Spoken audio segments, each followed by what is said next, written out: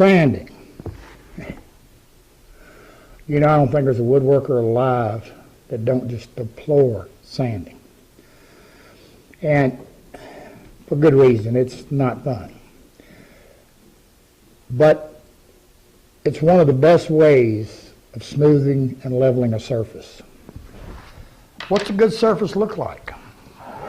It's going to be smooth, it's going to be flat, level, or shaped to whatever you want it to be.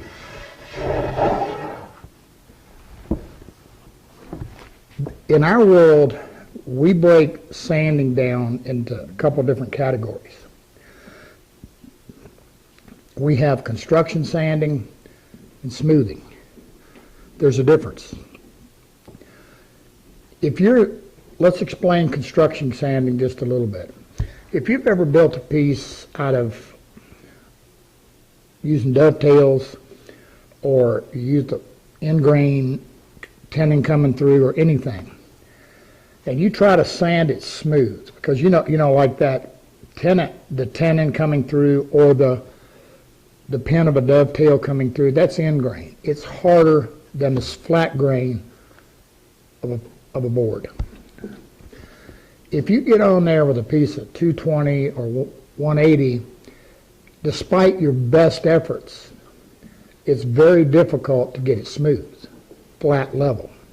And the reason for that is that fine sandpaper just doesn't have, it just isn't aggressive enough to cut that, and it rides over top of it and creates a bump.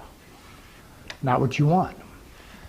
You know, think of sanding like grading a road.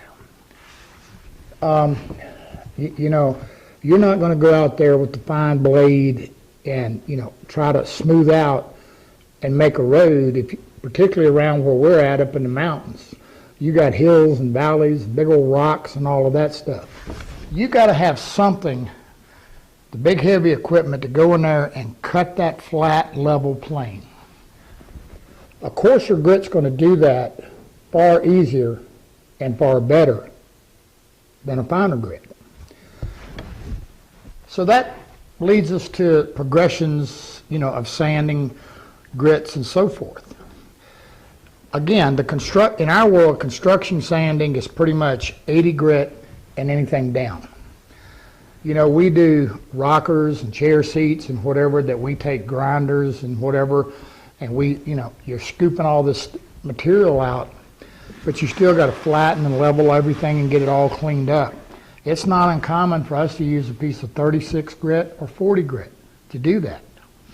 We're using that to shape, doing our construction. Once we get it shaped, then we start into our smoothing grits. And these are the 120 up.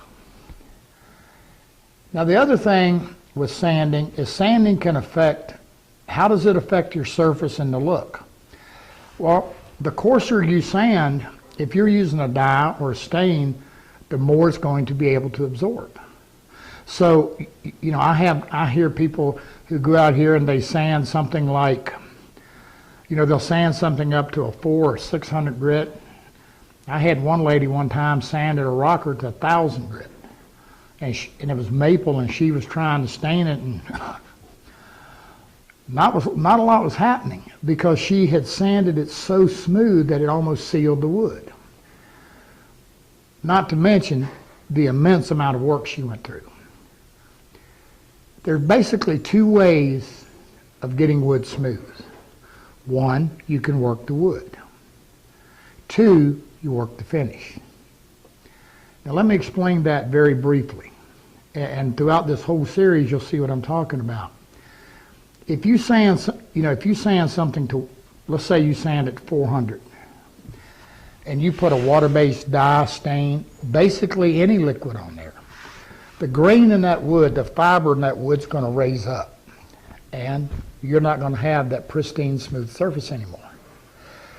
On the same token, once that first coat of finish is dried, those raised fibers, we can simply take a fine grit paper and knock them right off.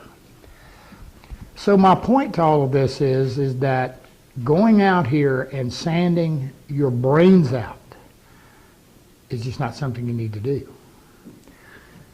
You know, I see guys, there's the two biggest issues with sanding is they either over sand it or under sand it. They just don't know when they're done. And in another segment called trace coating, we'll show you how to do that.